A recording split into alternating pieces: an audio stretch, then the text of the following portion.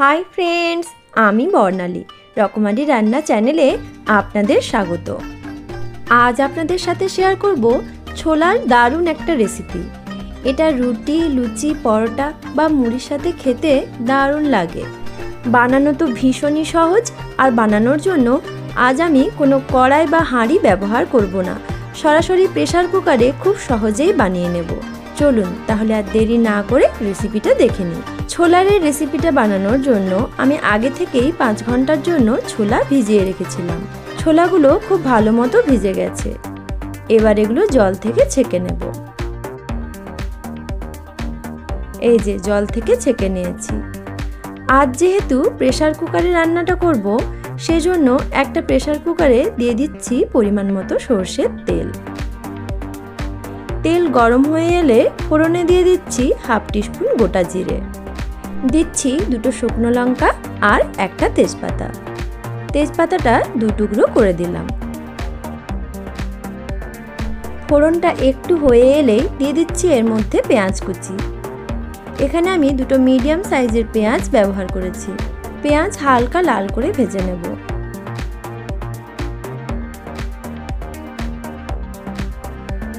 দিচ্ছি টমেটো কুচি।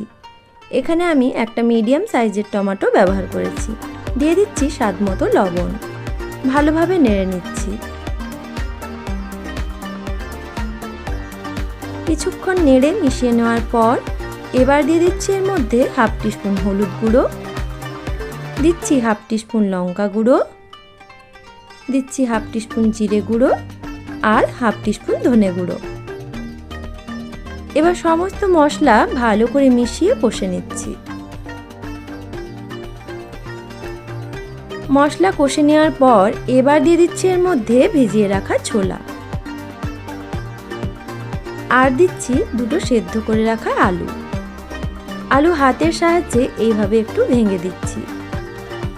আপনারা চাইলে কাঁচা আলু কুচি করেও দিতে পারেন, তবে সেদ্ধ আলু দিলে এই তরকারির টেক্সচারটা খুব ভালো আসে। ভালোভাবে নেড়ে মিশিয়ে নিচ্ছি।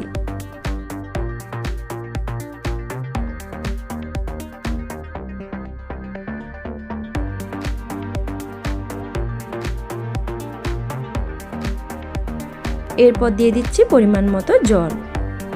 এবার প্রেসার কুকারের ঢাকনাটা লাগিয়ে দিচ্ছি আর মিডিয়াম ফ্লেমে 4টা সিটি দিয়ে নেব।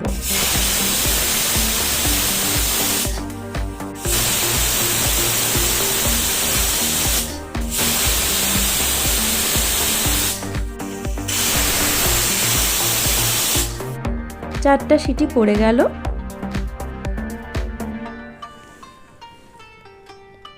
এবার ঢাকনাটা খুলে দেখি কেমন হয়েছে। এই যে ছোলার তরকারি একদম রেডি। এখন এটা গরম গরম পরিবেশন করব।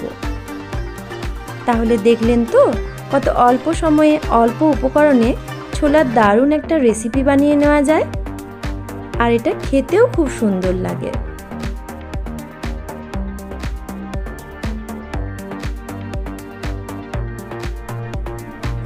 আমার এই রেসিপিটি যদি আপনাদের ভালো লেগে থাকে তাহলে প্লিজ আমার চ্যানেলটি সাবস্ক্রাইব করবেন, আর পাশে থাকা বেল আইকনটি অবশ্যই প্রেস করে দেবেন, যাতে আমার ভিডিও নোটিফিকেশন সবার আগে পৌঁছে যায় আপনাদের কাছে।